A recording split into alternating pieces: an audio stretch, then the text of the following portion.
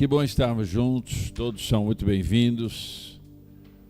Nosso povo, nós estamos vivendo um processo de maturidade. Algumas coisas estão acontecendo. Lá no Maranhão, por exemplo, está surgindo. Alugamos 2 prédios, um em Passos Bons e outro em Nova York. A pensou, nós temos uma igreja em Nova York, no Maranhão. E 2 prédios de 200 metros quadrados cada um. Ou seja, um espaço desse tamanho aqui. E está a pleno vapor o processo de reorganização, para que as igrejas caminhem lá. O número de pessoas estão sendo assim acrescidos diariamente, e o Maranhão é um lugar muito fértil para o reino de Deus. O maranhense está se entregando para Jesus mais fácil do que o tocantinense. Bendito seja o nome do Senhor, né, irmão? Jesus salva até maranhense. Já pensou, irmão? E nós temos ali em Nova Araguaína também, está um trabalho muito lindo, um trabalho muito especial. Deus tem levantado vidas ali, ministérios estão surgindo dentro da igreja, ali na nossa igreja em Nova Araguaína. Nova Araguaína, ó. Araguaína Sul. Graças a Deus. Esse está melhor, irmão. Graças a Deus. Araguaína Sul, onde eu estou. Nova Araguaína é onde eu moro. Araguaína Sul dá um trabalho lindo, o pastor Gilvan, a pastora Margarida, e as coisas estão caminhando dentro do propósito de Deus.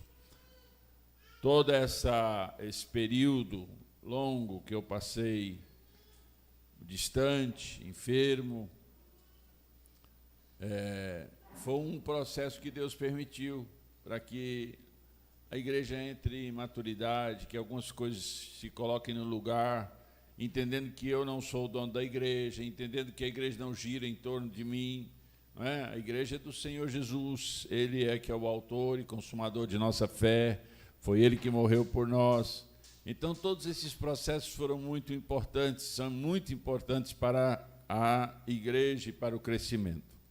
Nós estamos nessa série Decisões Destrutivas. Eu já disse em outras ocasiões, o nome não agrada, né? Decisões destrutivas, parece que eu estou querendo afastar as pessoas em vez de trazê-las. Mas sabe, irmãos, a experiência de um homem de quase 60 anos de idade, e vendo, e lendo, e ouvindo, e percebendo as coisas, o mal, a desgraça, a ruína, o fracasso, a falência, essas coisas todas, elas são lições muito poderosas, muito poderosas. Quando você erra, a sua mente registra esse erro como algo ali, atenção. Então fica registrado. Então, quando nós olhamos para a Bíblia, nós temos na Bíblia, são 66 livros maravilhosos, a nossa Bíblia, histórias gloriosas, histórias majestosas, ação de Deus através do seu Santo Espírito, correndo por todas as páginas da Bíblia, mas o Espírito de Deus não ocultou os deslizes, não ocultou as transgressões dos servos dele na Bíblia. Elas estão registradas, o que eles acertaram e o que eles erraram. Evidentemente, para uma mente aguçada, para um espírito humilde e desejoso de aprender, ao ler a Bíblia vai aprender isso com clareza. Então, nós falamos já da decisão equivocada e destrutiva de Acã, já falamos das decisões destrutivas de Eli, o sacerdote, nós já falamos das péssimas e destrutivas decisões de Saul, e hoje nós estamos aqui para falarmos sobre as decisões de um homem absolutamente maravilhoso. Se tem Um homem na Bíblia que eu tenho muita vontade de dar um abraço nele e vê-lo é o rei Davi. É uma figura icônica na Bíblia, não é? Quando a gente olha para as páginas da Bíblia e a gente lê a história de Davi, é uma história memorável, é uma história assim gostosa de se ler, mas tem os seus percalços, tem as suas mazelas, tem as suas coisas ruins, e a gente precisa olhar para entender. Então eu queria que você abrisse a sua Bíblia no Salmo 51, versículo 3 e o versículo 4. Salmo 51. Salmo 51, versículo 3 e 4. Está aí, né? Porque eu conheço as minhas transgressões e o meu pecado está sempre diante de mim.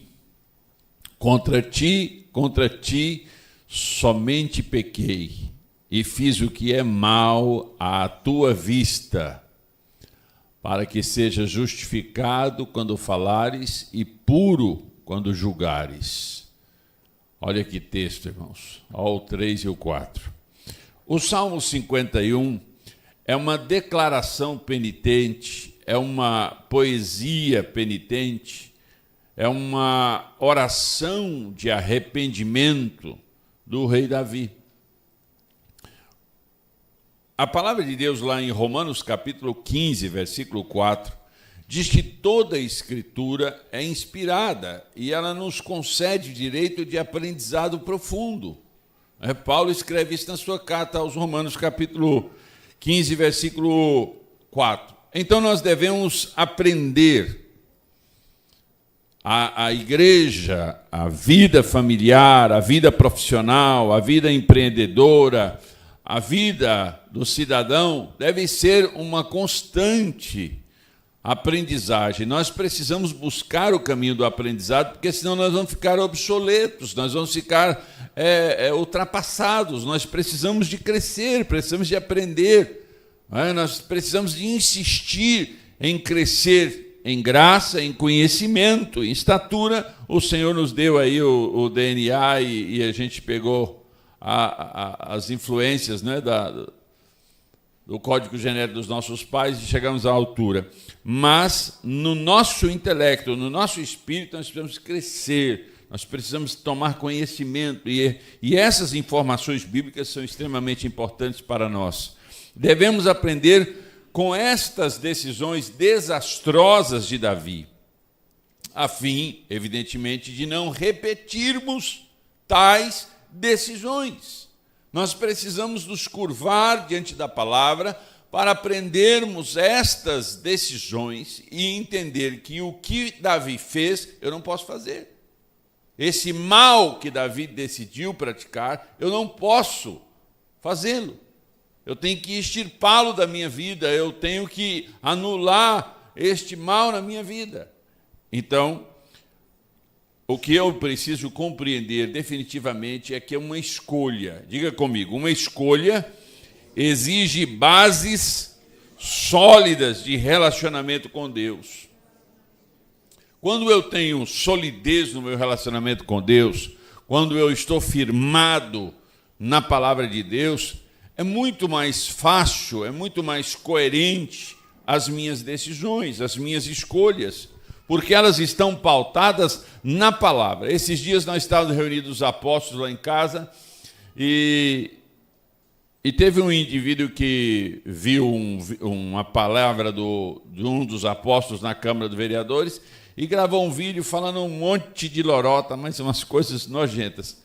E o afã da gente processa esse indivíduo, mete um processo na orelha dele.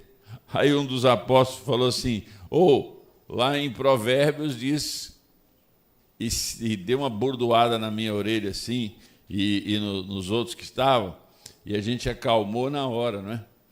Assim, a gente não pode dar holofote, a gente não pode dar luz para determinados tipos de pessoas. Então é melhor deixar a pessoa no esquecimento, é melhor deixar a pessoa na nulidade. Então, quando nós olhamos para a palavra, nós temos força, nós temos conhecimento para decidirmos, não é?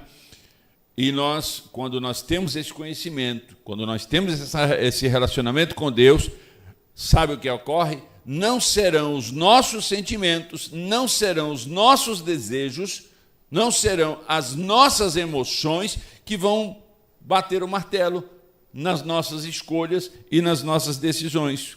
Quando o nosso sentimento decide no lugar dos princípios que nós cremos, irmãos, certamente será uma decisão destrutiva. Nós precisamos definitivamente entender. E quando o nosso sentimento, quando o nosso desejo decide, escolhe, significa que nós vamos errar o caminho, que nós vamos bater com a cabeça.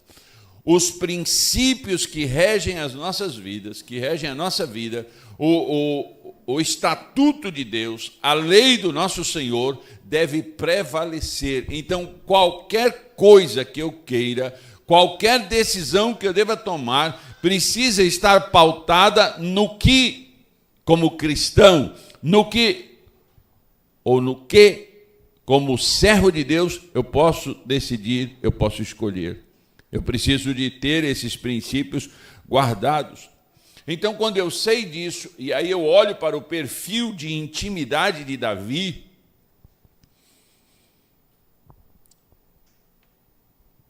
Davi foi o homem chamado, o homem segundo o coração de Deus. Quando eu olho para ele e vejo a lambança que ele fez, um homem que tem um perfil de intimidade com Deus acima da média, a gente vê isso nos Salmos, porque a gente conhece Davi, não é no livro de Samuel, nem no livro de Crônicas ou Reis, é no livro dos Salmos, que a gente conhece a alma e o espírito de Davi. Então, um homem com um nível de intimidade como Davi, e ele fez tanta lambança, tomando essas decisões destrutivas, aí surge uma pergunta, e eu vou dizer para você, irmãos, é uma pergunta frustrante. Frustrante. Quando você olha para um homem como Davi, com a envergadura deste homem, com o posicionamento de Davi, porque quando Deus escolhe Saul, Deus escolheu Saul para reinar segundo o desejo do coração da nação de Israel. Quando Deus escolhe Davi, ele escolhe um homem segundo o seu coração. Então, Davi tinha uma diferença brutal aí nesse processo. Então, um homem desta envergadura, aí a gente fica até temeroso de fazer a pergunta. Ela é frustrante, esta pergunta. Diga comigo assim: Davi, sendo Davi, fez escolhas tolas. Decidiu destrutivamente. Olha, irmão, Davi, sendo Davi. Quem era Davi? O homem segundo o coração de Deus, um adorador por excelência. Davi, sendo Davi, tomou decisões tolas, destrutivas. Aí vem a pergunta: o que sobra para nós, eles cristãos dessa geração? É como um balde de água fria, né, irmãos? É uma pancada assim na nossa muleira. Meu Deus, se Davi, sendo Davi, agiu tolamente, o que resta para nós? Diga para o seu irmão: a beleza do texto sagrado é que ela nos ensina a tirar tesouros inestimáveis de todas as lições que ela nos apresenta. A Bíblia, irmãos, é um carro forte, a Bíblia é um tesouro inesgotável de lições continuadas para cada uma das pessoas que gostam de receber instrução, que gostam de conhecer a sabedoria. Você está entendendo o que eu estou falando? Então, quando nós olhamos para a vida de Davi, devemos fazer isso com humildade, devemos fazer isso com respeito, devemos fazer isso com o sincero desejo de aprender com um homem que, infelizmente, decidiu tolamente em alguns aspectos da sua vida.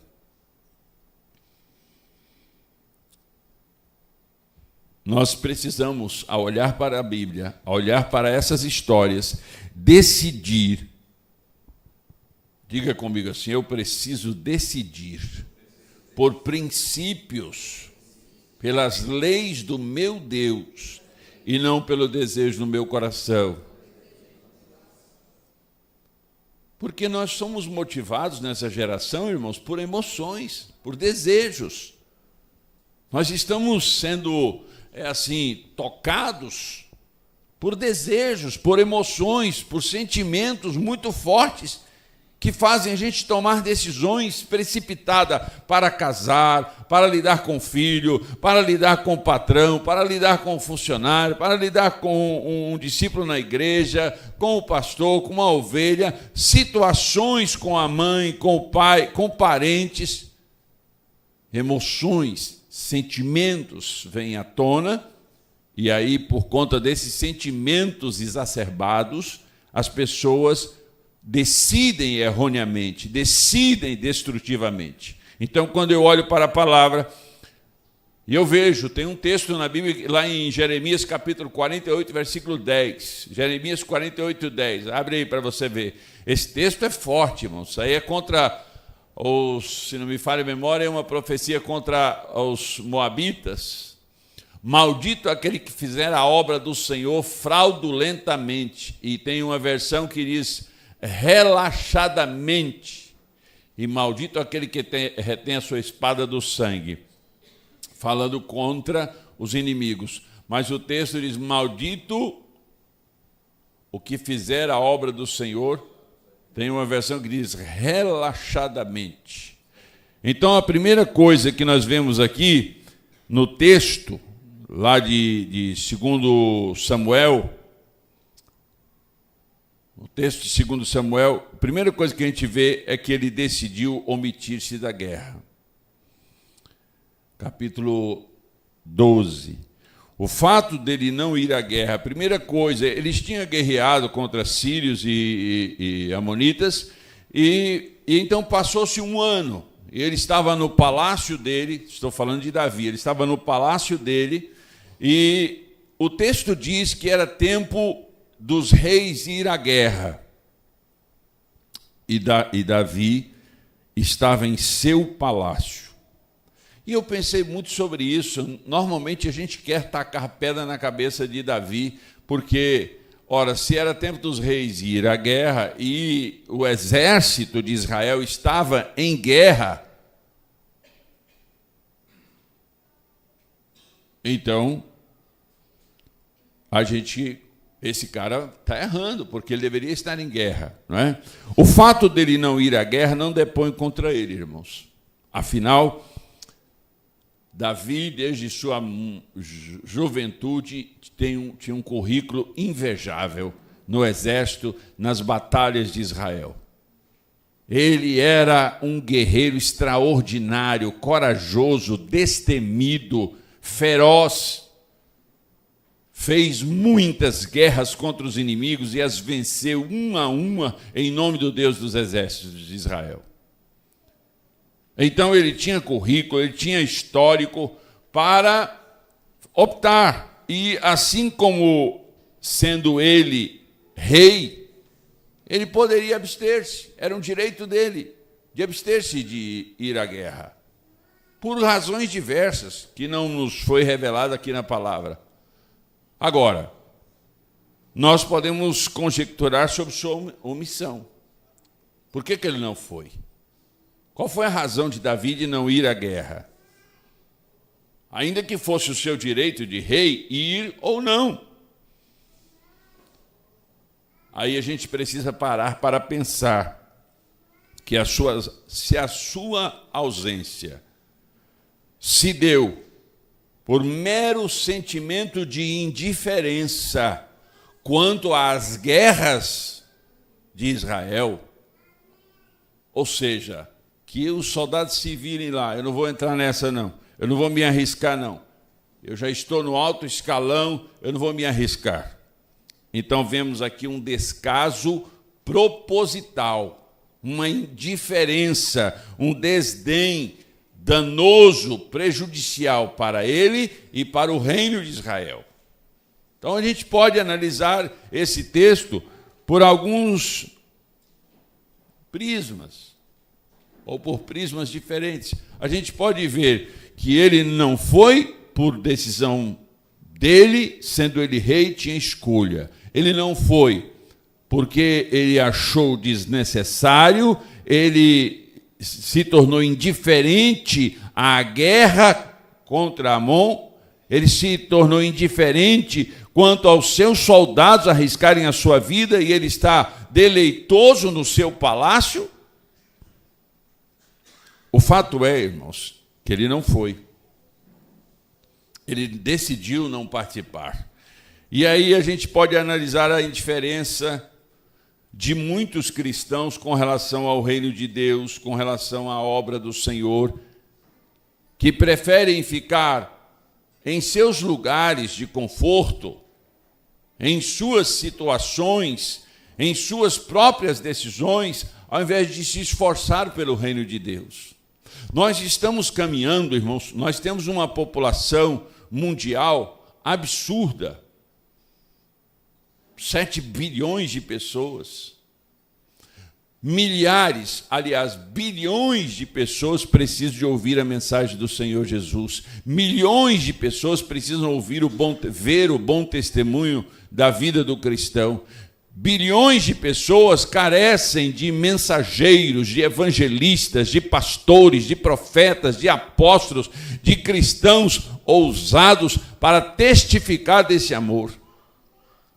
Mas muitas vezes nós relaxamos, muitas vezes nós nos omitimos, muitas vezes nós aceitamos as coisas de maneira normal, mas não é normal. Porque não é justo que você e eu sejamos salvos e milhares e bilhões morram, sejam condenados ao fogo do inferno. Então nós precisamos de nos aquietar. Quando nós olhamos para esse exemplo de Davi, será que foi um descaso proposital? Será que foi um desdém quanto à peleja de Israel? E aí a gente pergunta, será que não temos decidido de igual modo? Será que não temos feito essas escolhas também? Preferindo ficar no nosso lugarzinho de conforto, preferindo ficar no nosso lugar que ninguém nos aporrie. Em contrapartida, Satanás tem avançado terrivelmente na conquista de almas.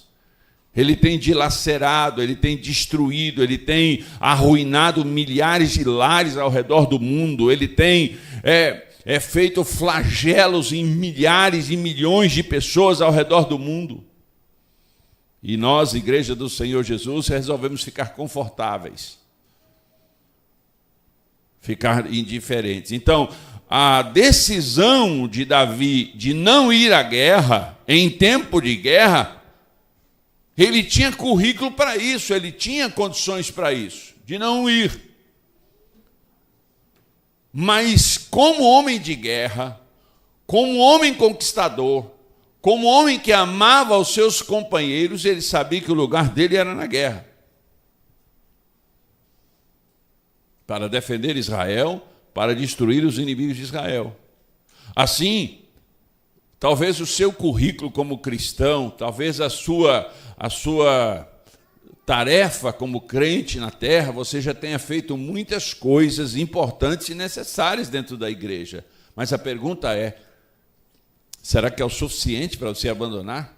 Será que é o suficiente para você abrir mão? Será que é o suficiente? O que você já fez já está ótimo?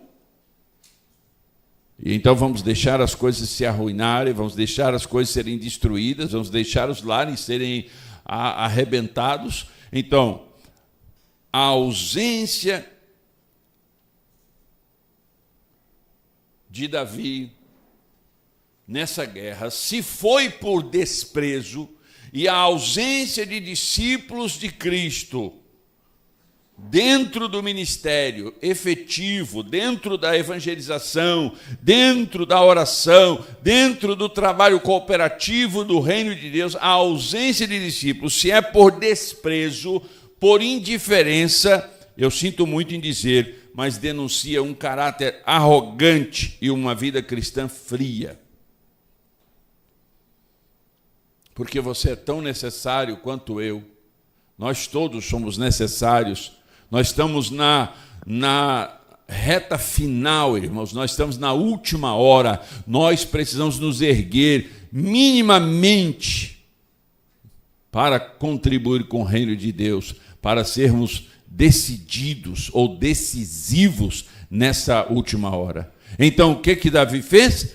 A primeira decisão deste imbróglio aqui foi a de não ir à guerra, de não assumir compromissos. A segunda decisão, ele estava lá no palácio dele, andando no terraço do palácio, e quando ele olha, ele vê uma mulher se banhando numa construção abaixo do palácio, ele vê uma mulher se banhando e os seus olhos a acharam bonita. Ele achou bonita aquela mulher, admirável, desejável. Gálatas capítulo 5, versículo 13. Coloca aí, por favor, irmão. Gálatas 5, 13. Olha aí. Porque vós, irmãos, fostes chamados à liberdade, porém não useis da liberdade para dar ocasião à carne. Sede antes servos uns dos outros pelo amor. Amém? Então, esse texto aqui nos constrange que nós fomos chamados à liberdade por Cristo Jesus, não para dar lugar à carne.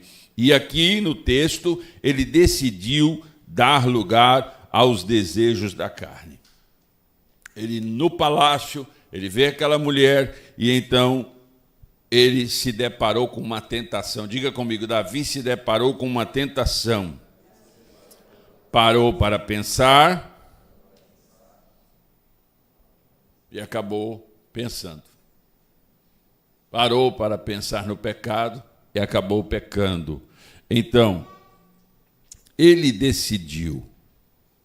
Ele olhou, diga comigo assim como Davi foi tentado, eu diariamente sou tentado.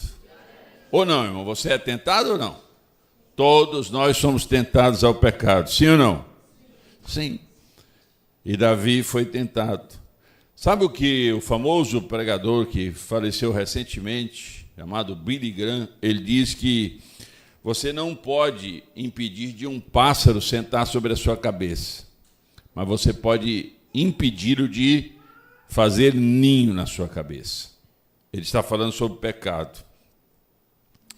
A questão aqui é, quando Davi olha e vê aquela mulher, Davi já era casado, Davi tinha várias mulheres. No total, ele teve 8 mulheres e várias concubinas. Parece que 23 filhos. Então, quando ele olha para aquela mulher, e ele se agradou do que viu, e o desejo da carne é normal em qualquer homem, qualquer situação. E o que ele fez com isso? Continuou olhando. Continuou olhando.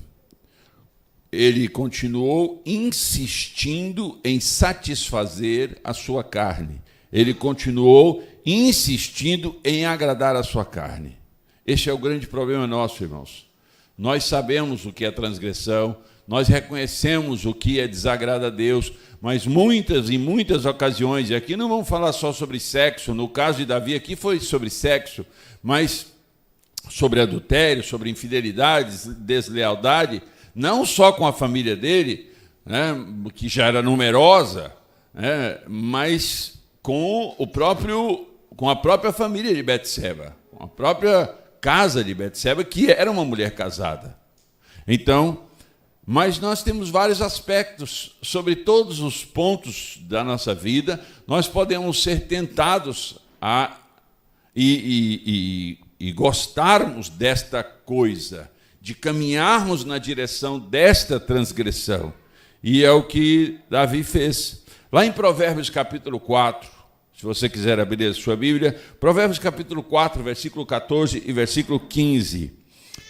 Diz assim, olha o que diz, irmãos. Não siga pela vereda dos ímpios. Diga comigo bem alto, irmãos. Não siga pela vereda dos ímpios. Você pode repetir esse trechinho, irmãos? Mas nem ande no caminho dos maus. Evite-o. Não passe por ele. Afaste-se e não se detenha.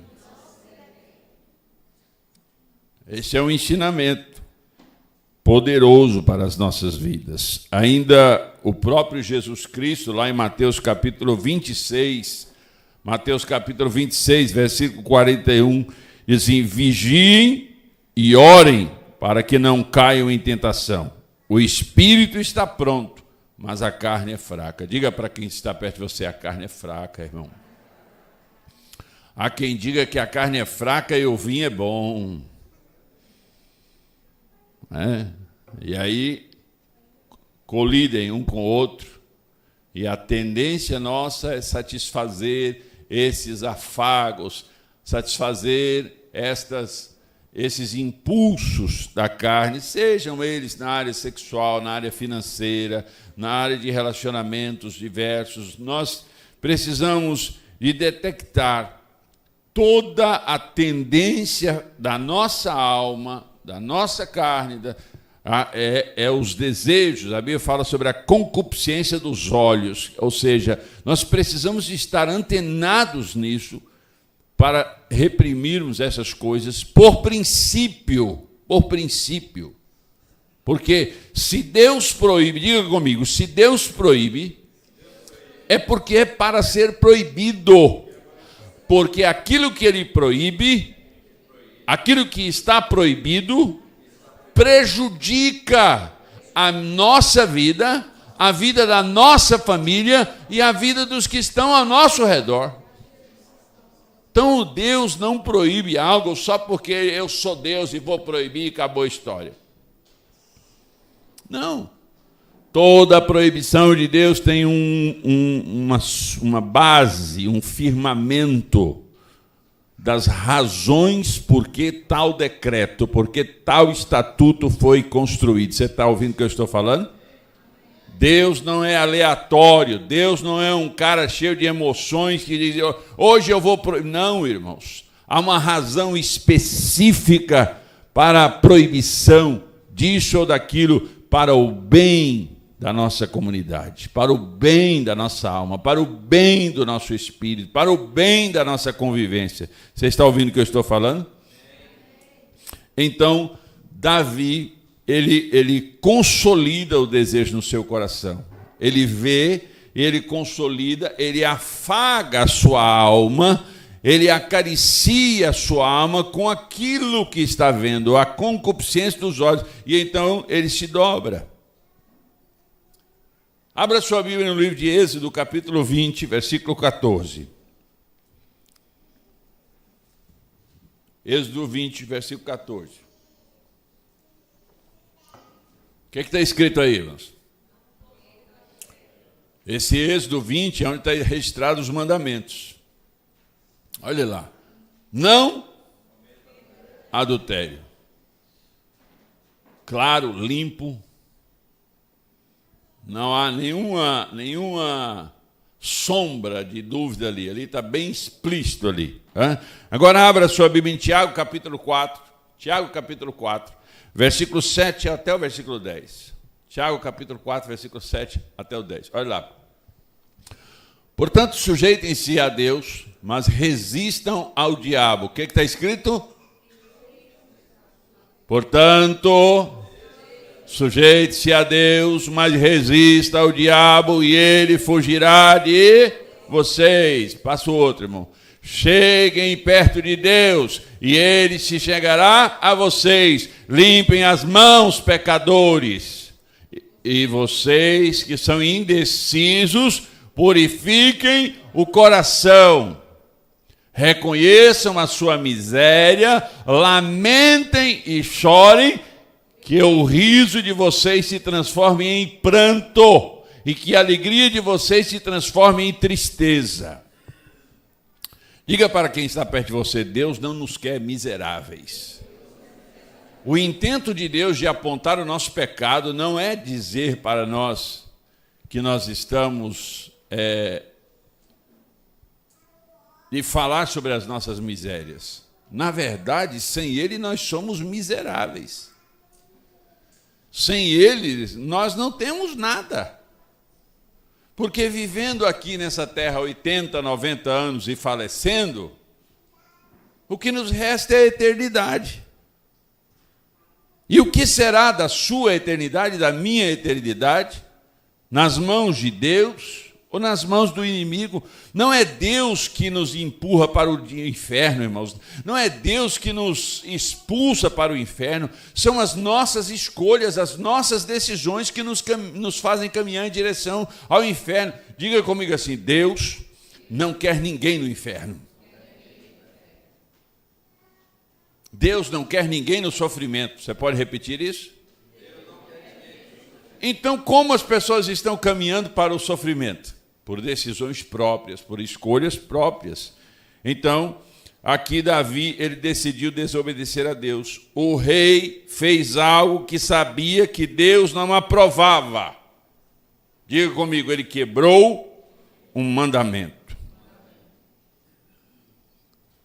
Quem adultera, irmãos, peca contra a sua própria família, contra a família do próximo e contra Deus. E eu volto a dizer, os mandamentos foram dados para o nosso bem.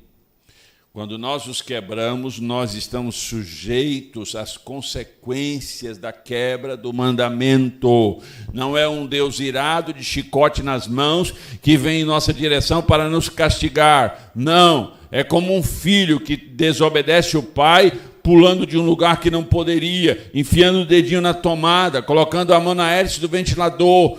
Não, o pai quer que o filho coloque a mão no ventilador, o pai quer que o filho coloque o dedo na tomada, não. Porque o pai, responsável como é, sabe das consequências de tais feitos.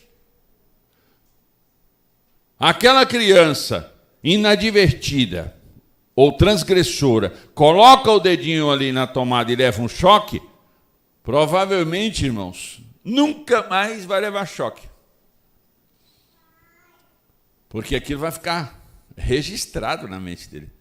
A dor foi tão grande, o susto foi tão terrível, que o colocou distante de qualquer carga elétrica. Então, quando nós olhamos para isso, olha o que diz Gálatas capítulo 5, versículo 16. Gálatas 5,16. Por isso digo, vivam pelo Espírito e de modo nenhum satisfarão os desejos da carne.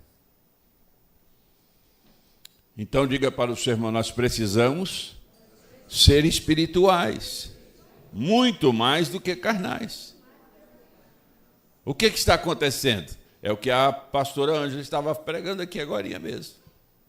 Quando nós olhamos com os olhos carnais, tudo está errado, tudo está fora do lugar.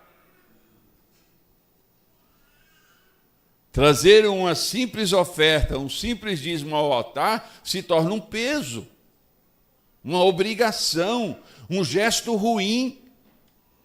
Quando que eu me torno espiritual, eu falo, não, eu faço parte de uma comunidade que precisa crescer, que precisa avançar. Eu compartilho a excelência desse lugar, eu compartilho a minha vida com esse lugar. Então, fazer parte das contribuições financeiras aqui é um privilégio, nunca um peso. É sempre assim. Colossenses capítulo 3, versículo 6, por favor. É por causa dessas coisas que vem a ira de Deus sobre os que vivem na desobediência. É por causa dessas coisas que vem a ira de Deus sobre os que vivem na desobediência. E a ira de Deus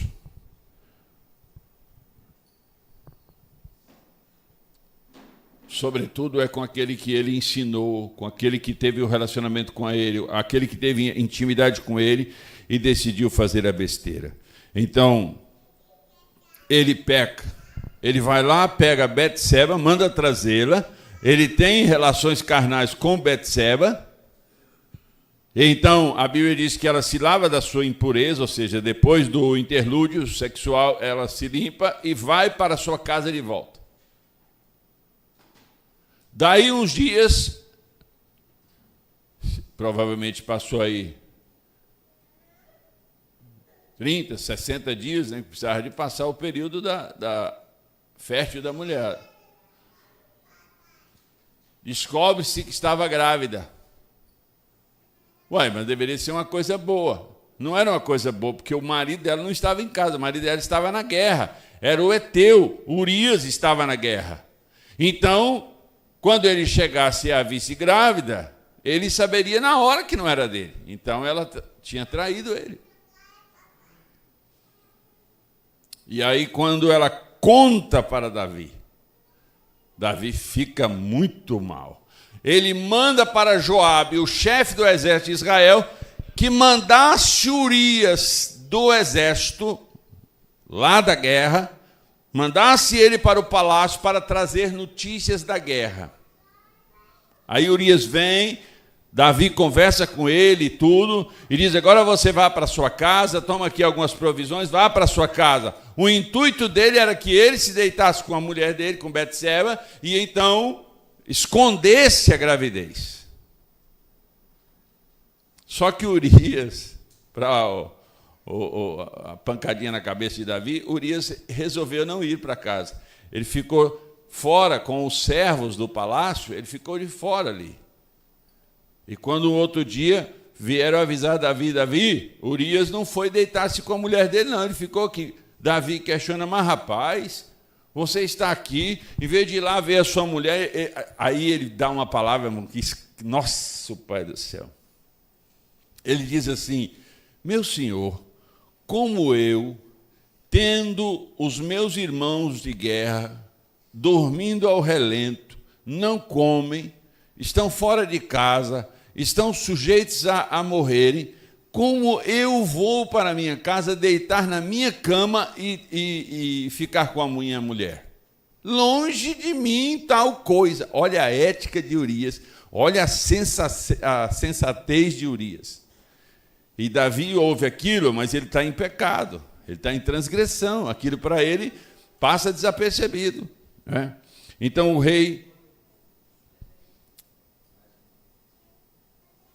diga comigo assim, a escolha de Davi, a decisão de Davi foi esconder a sua transgressão.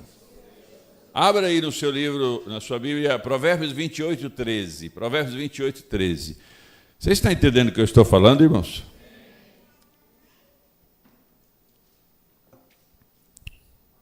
28, 13. O que está escrito aí, irmãos?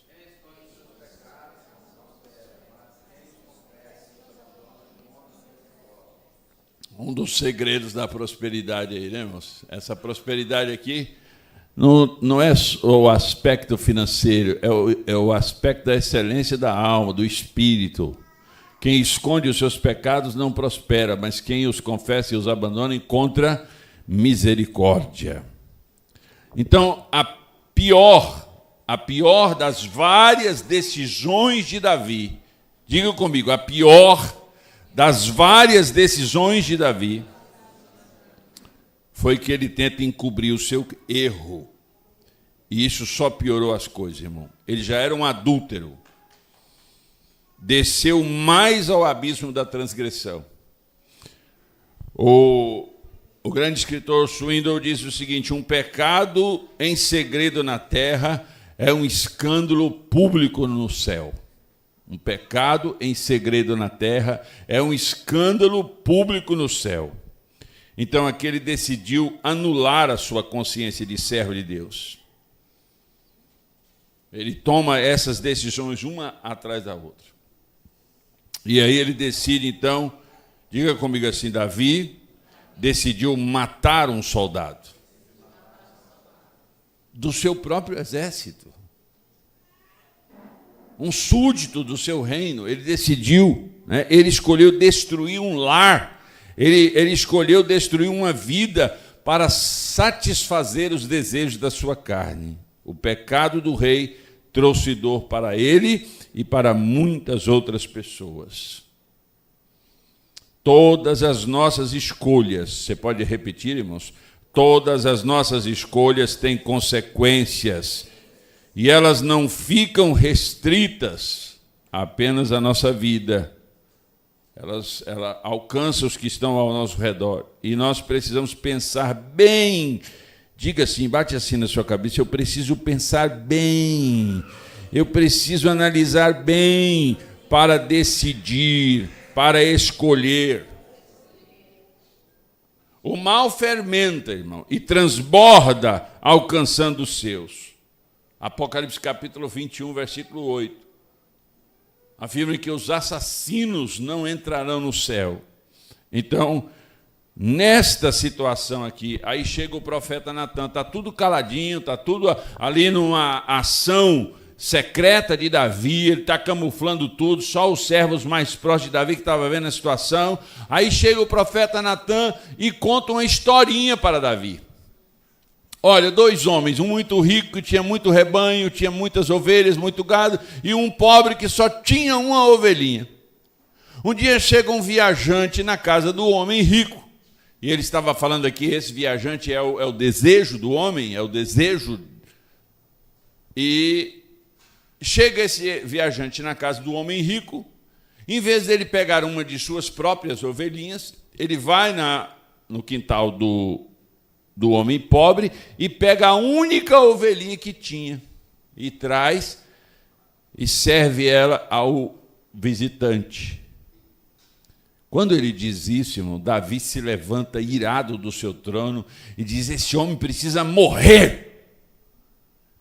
Esse homem precisa morrer. Ora, isso é um negócio terrível. Sabe de uma coisa, irmãos? Eu fico vendo aquele profeta Natan estar diante do rei e falar um negócio desse, meu amigo, que coisa terrível, não é não? Como é que aquele profeta estava diante do rei, irmão, com toda a autoridade de permanecer com vida ou de matar? Ele fala aquilo, ele diz assim: rei, este homem é o Senhor. Quando ele falou isso para Davi, este homem é o Senhor, foi daí, dessa celeuma, foi daí dessa transgressão e dessa confrontação do profeta Natan com ele que surge o Salmo 51, que nós lemos no início aqui. Foi por causa dessa transgressão e desse confronto que Davi depois escreveu o Salmo 51. Ele foi confrontado porque ele foi decidindo coisas bizarras. E, por fim, ele decidiu ser tolerante com os crimes de seus filhos. Diga comigo, Davi decidiu ser tolerante com os crimes de seus filhos. Agora, eu pergunto para vocês, como um homem, olhe bem, escute bem, como um homem segundo o coração de Deus perdeu a comunhão com o Senhor? Como um homem de tamanha intimidade fez essa asneira toda? Diga comigo assim: o pecado na vida do cristão, o pecado na vida do servo de Deus, gera um apagão espiritual. Gera um apagão espiritual, um blackout. Tem gente que está tateando aí, não sabe nem o que está fazendo, porque está num apagão espiritual. Ele vê o caso do seu filho mais velho, Amnon, estuprar a sua própria irmã, Tamar, que foi horrível. Depois ele vê o próprio filho, Absalão, matar Amnon. E a gente não vê corretivo.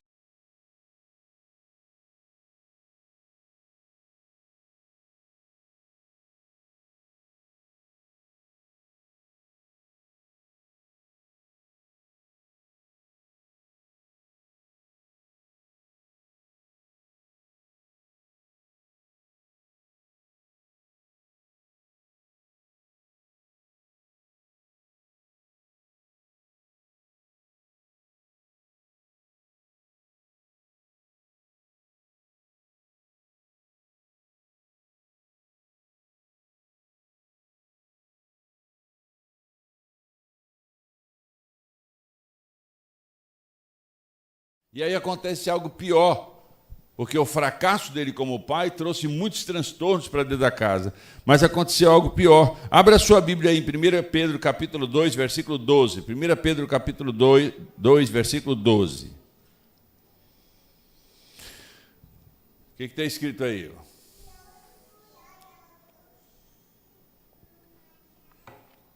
1 Pedro 2, 12.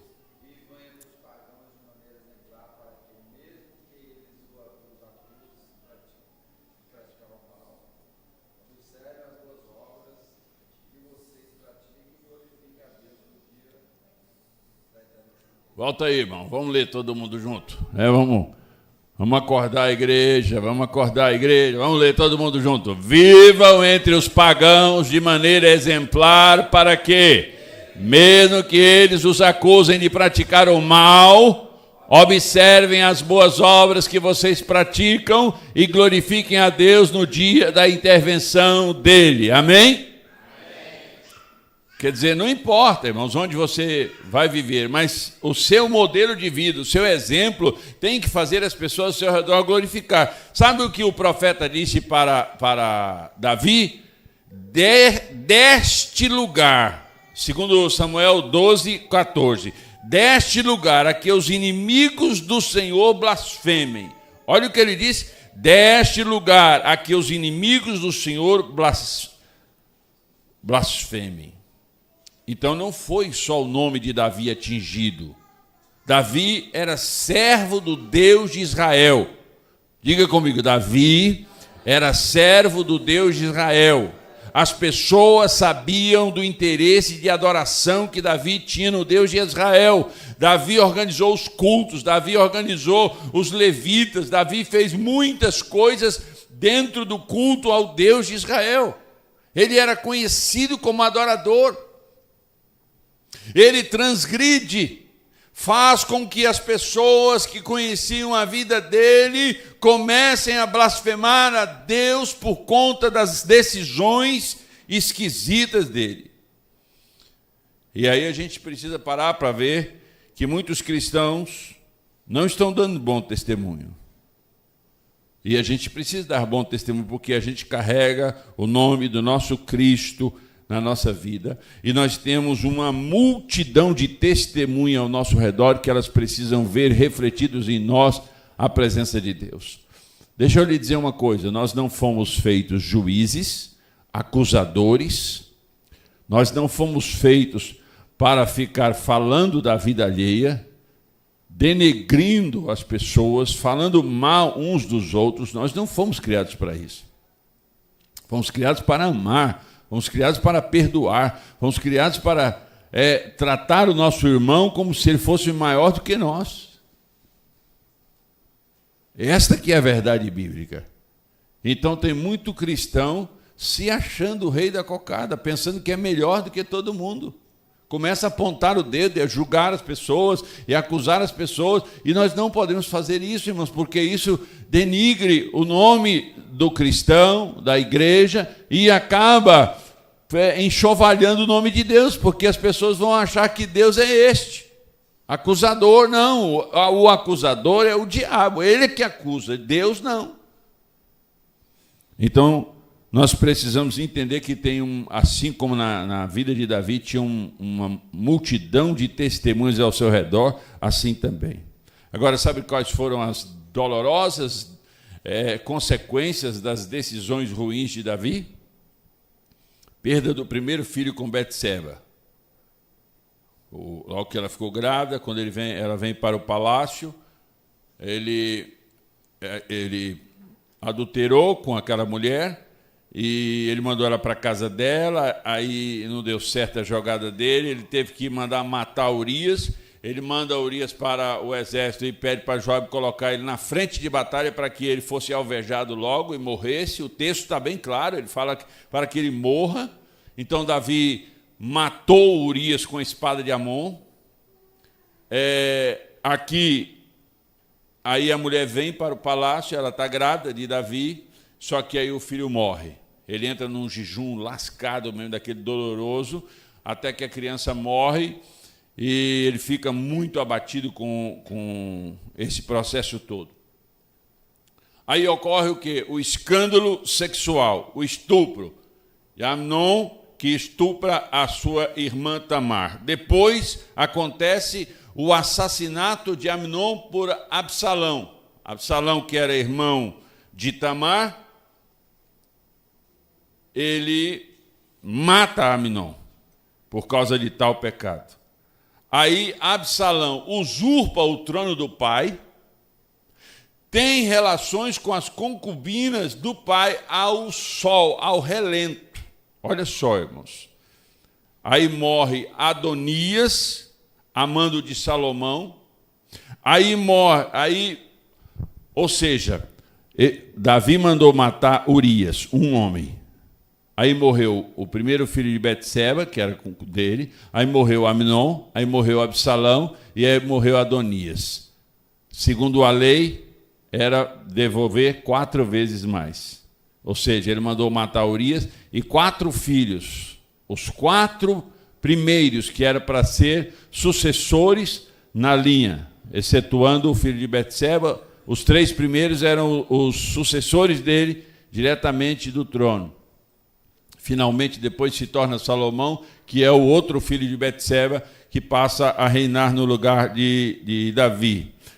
Ocorre a multiplicação de mulheres dentro dos casamentos, no caso particular de Salomão, que ele chegou a ter 300 mulheres e 700 concubinas, e Salomão começou a viver idolatrias. Aí acontece a divisão do reino que passa a ser o reino de Israel, que era um só, passou a ser dividido em reino de Israel e reino de Judá.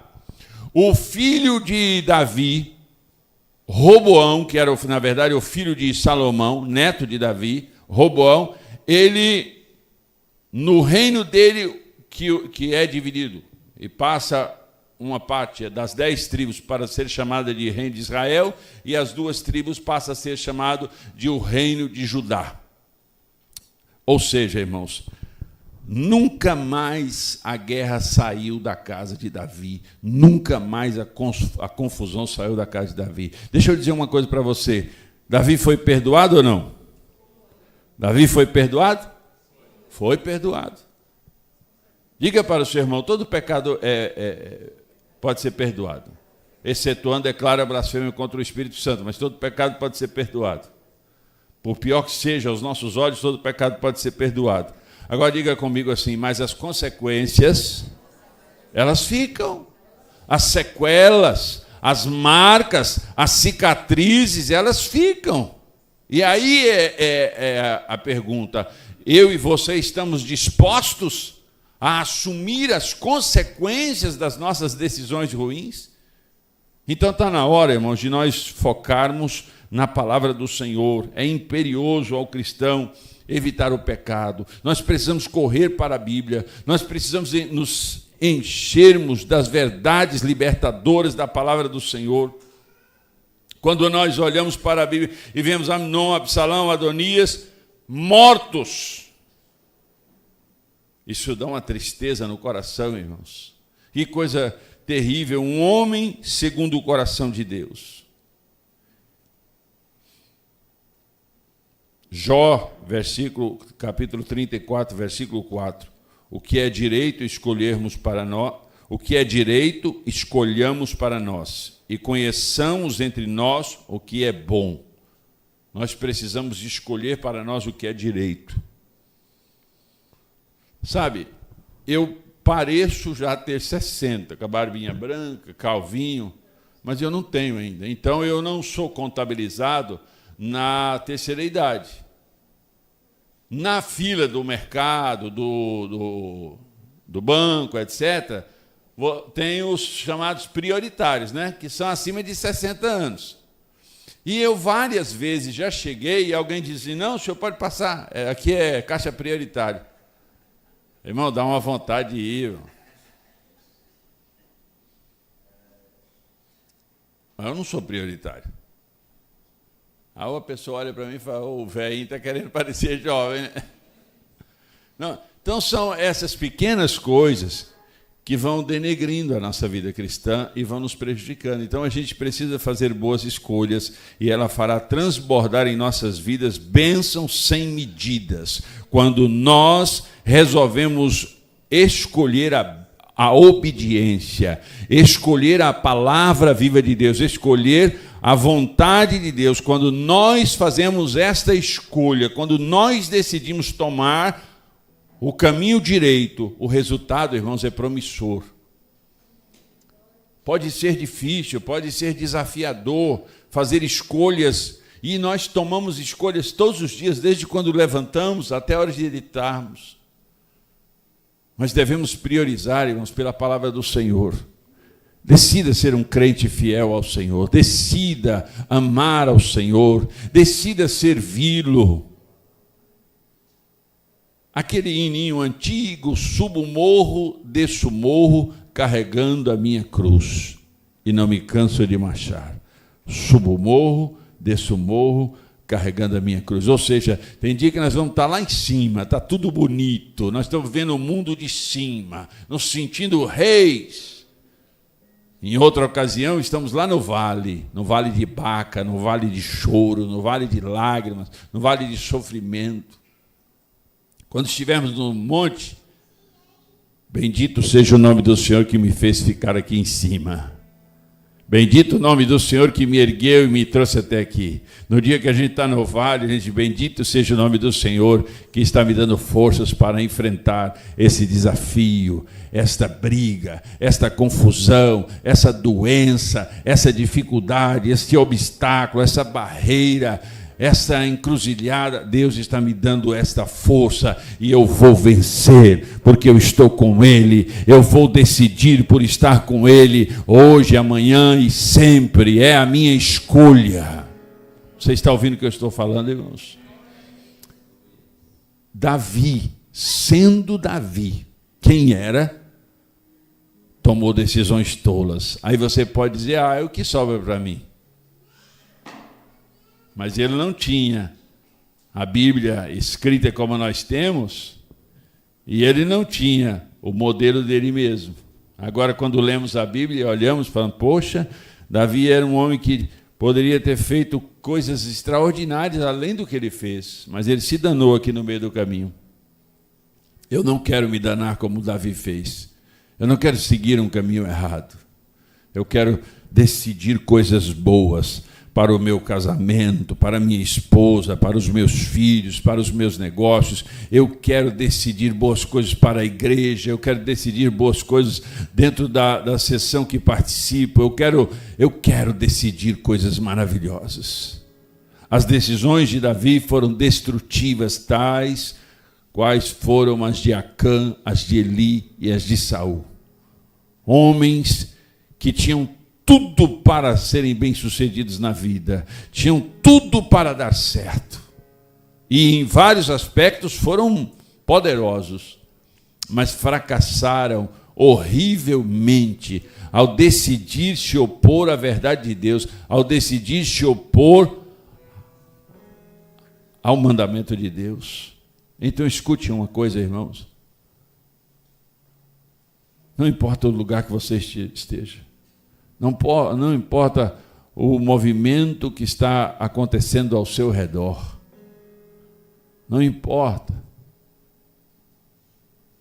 Fique firme. Decida seguir a Jesus. Não chute o balde, não. Não desista de fazer boas escolhas, não. Escolha certo, decida construtivamente, decida pela vida e não pela morte. Deus diz, hoje eu ponho diante de vocês a vida e a morte. Escolha, pois, a vida. Como que alguém em sã juízo pode escolher a morte, não é, irmãos? Mas muitas pessoas diariamente estão escolhendo a morte, quando preferem assumir situações. Eu estava vendo uma mulher, eu até comentei lá na conferência do apóstolo Agenor, na sexta-feira que eu preguei lá. Tem tanto trans, né? Trans isso, trans aquilo. E aí tem agora uma situação que é transdeficiência. Uma mulher, ela se sentia cega. Ela não era, mas ela se sentia cega. E aí ela pegou limpador de ralo e colocou no olho e ficou cega. E o jornal entrevistando ela, não sei se na Inglaterra, nos Estados Unidos, não lembro o país, e ela cega, ela se sentiu cega. A escolha dessa pessoa em dar vazão a um sentimento é porque é esta geração, eu me sinto isso, eu me sinto aquilo, eu sinto que isso, eu sinto... Não, irmãos, nós não devemos viver uma vida de sentimentos, nós devemos viver uma vida de princípios. Sentimentos vêm e vão, sentimentos são poderosos para construir, mas também são poderosos para destruir. Eu sinto que eu sou isso. Não, são convicções inegociáveis, são regras elementares, princípios basilares da vida cristã. Nós fomos forjados pelo fogo do Espírito Santo, e o Espírito Santo diz quem é que somos e como devemos agir. Ele é o nosso guia, nós não somos órfãos, Ele está conosco, guiando todos nós para as decisões poderosas e construtivas. Davi se arrebentou, 4 filhos mortos, vergonha porque suas concubinas foram expostas, vergonhas porque o seu pecado foi exposto diante de toda a nação e de todas as nações da terra, porque até hoje a gente fala sobre isso. Eu e você não vamos fazer como Acã, que perdeu toda a sua família. Não vamos fazer como Eli, que levou uma sentença de morte, os seus filhos morreram e todos os seus descendentes não poderiam ficar mais velhos, morreriam jovens. Saul perdeu o reinado, se matou, foi uma desgraça para ele. Aí vem Davi, o homem segundo o coração de Deus, e toma-lhe decisões destrutivas. Será que olhando para a Bíblia e achando tantos modelos, achando tantas instruções, eu e você não podemos tomar tenência e dizer assim: eu preciso gravar no meu coração, eu preciso gravar no meu espírito, na minha alma, palavras de vida que geram decisões poderosas para construir, para me fazer bem-sucedido. O Senhor não quer que você decida coisas estrambolhantes, sei lá que existe essa palavra. Deus quer que você decida sempre, sempre por cumprir a sua palavra. Então, vamos ficando de pé, no nome de Jesus.